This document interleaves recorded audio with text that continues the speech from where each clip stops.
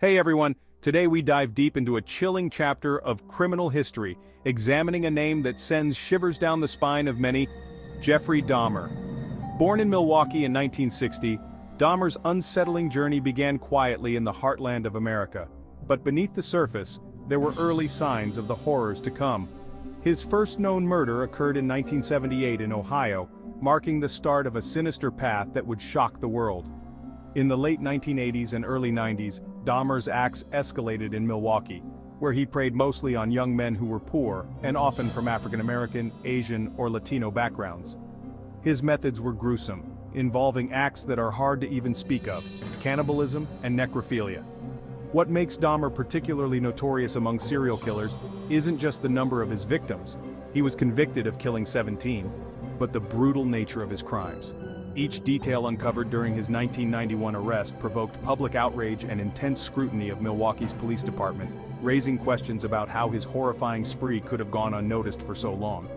In 1992, Dahmer faced justice, receiving 15 consecutive life terms, with an additional sentence added later for his first murder. However, his story ended abruptly in 1994 when he was murdered by a fellow inmate. The fascination with Dahmer extends beyond the crimes themselves. It probes into the darkest corners of human psychology, questioning the nature of evil and the capacity for remorse.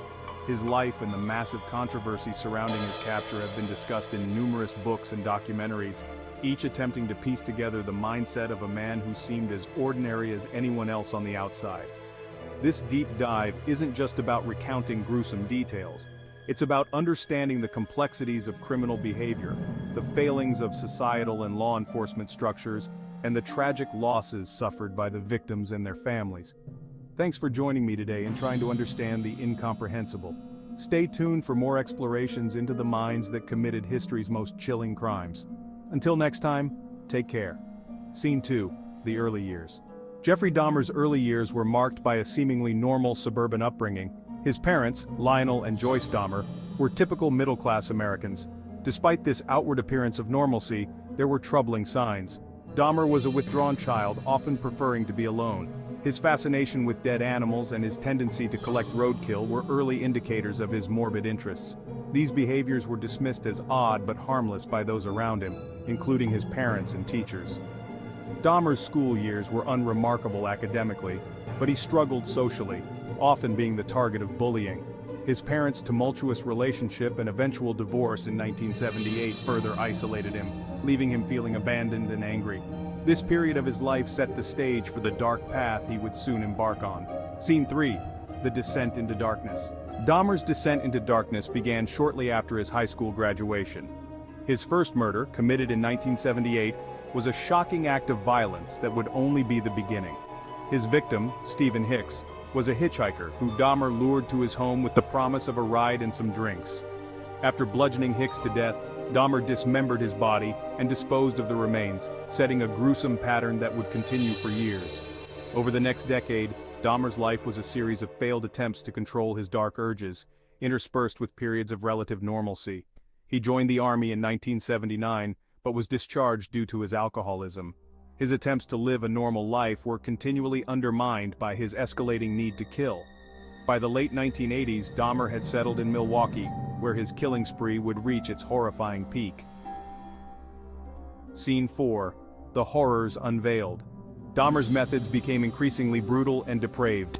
He lured his victims with promises of money or companionship, only to subject them to unimaginable horrors. His apartment became a house of horrors, filled with the remains of his victims and evidence of his gruesome acts.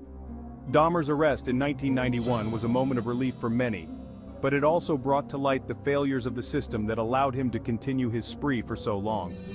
The trial that followed was a media sensation, with every detail of his crimes laid bare for the world to see. Dahmer's calm demeanor and lack of remorse during the trial only added to the public's horror and fascination. His conviction and subsequent imprisonment brought some closure to the families of his victims, but the scars left by his actions would never fully heal. Scene 5, the legacy of a monster. Jeffrey Dahmer's legacy is one of horror and tragedy.